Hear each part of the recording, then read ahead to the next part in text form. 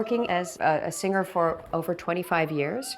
I've sung just about every kind of style that anyone has asked me to do over the years. Standard opera, Baroque opera, I've done lots of early music, I've done lots and lots of contemporary music, the great oratorios of Bach and Handel on a big stage with a huge chorus and a wonderful orchestra. Tons of concerts with just piano, of everything from ancient art songs to things that I've commissioned myself.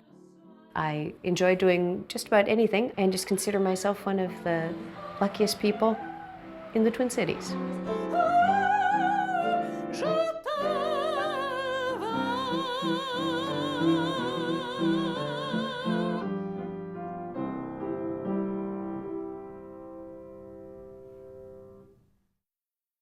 One of my main formative experiences as a singer were the 10 or so years that I spent singing with Ex Machina Baroque Opera here in the Twin Cities.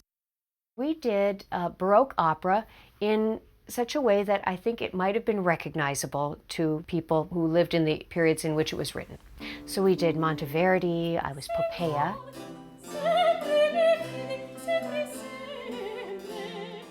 In a lot of early music, you have to be able to sing in a rapid succession of notes. They call that fioritura.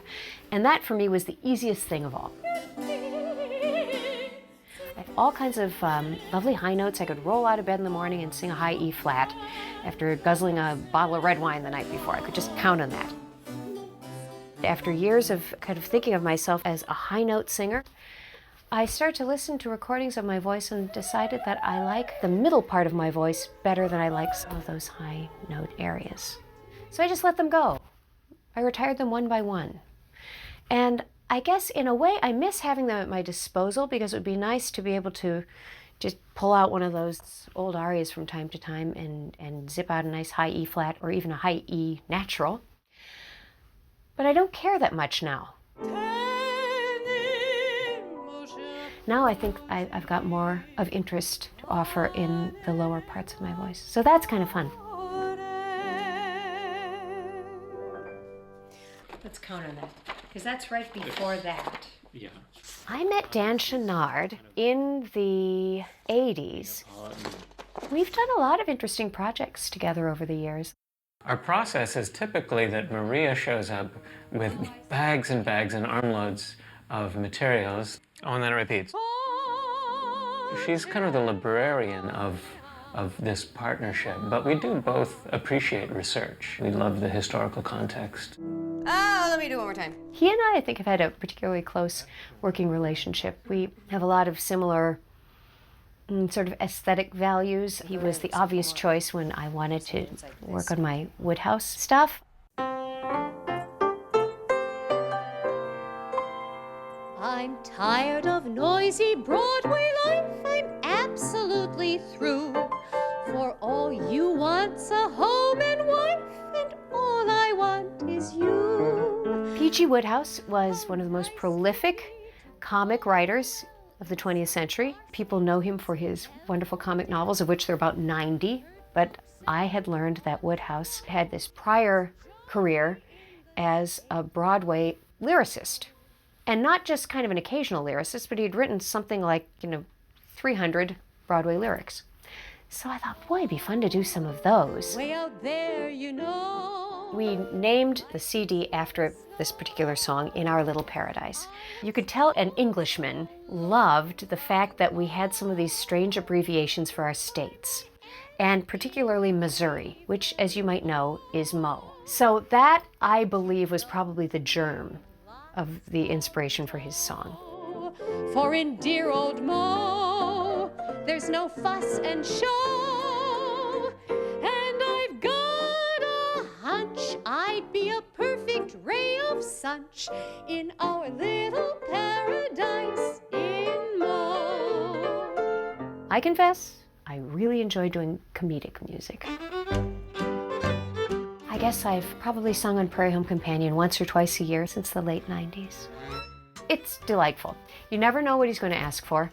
I've sometimes brought in big stacks of things. None of it's quite right. I run out to my car to see what's in my mobile music library, come up with something out of a Victorian book, and that's what I end up singing. I have to admit that I kind of like the danger of never quite knowing what you're going to be doing, sometimes until just a few minutes before. It's a great life to be able to do music of the past and also music of now, and to get to know composers and have them write with your own voice in mind.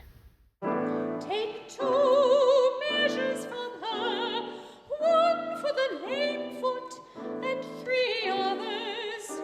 They are twins, these 2. Their feet are the same size.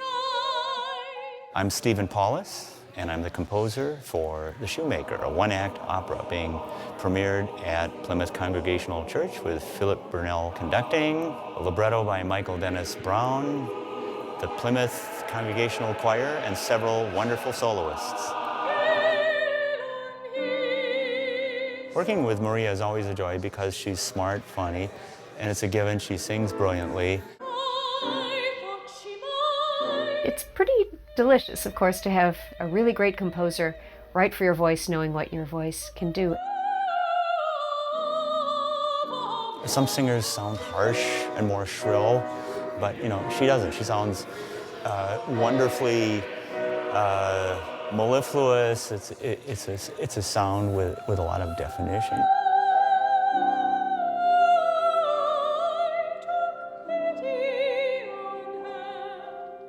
I have always thought that if I could just get to the point where I was making my income as a musician, I would feel I had achieved my goal. And that happened back in the late 80s. Ever since then, it's felt kind of like gravy. Even when I was living in my little apartment above the Ranham Lanes, it wasn't a fancy place or anything, and I was making a very modest income, but I was making it from music and enjoying the broad range of things that I got to do. I could sing on a commercial, I could do Baroque opera with Ex Machina, I'd start to work with Philip Burnell, doing all kinds of things that I enjoyed. I had the opportunity to do just about anything I wanted to here. That's success.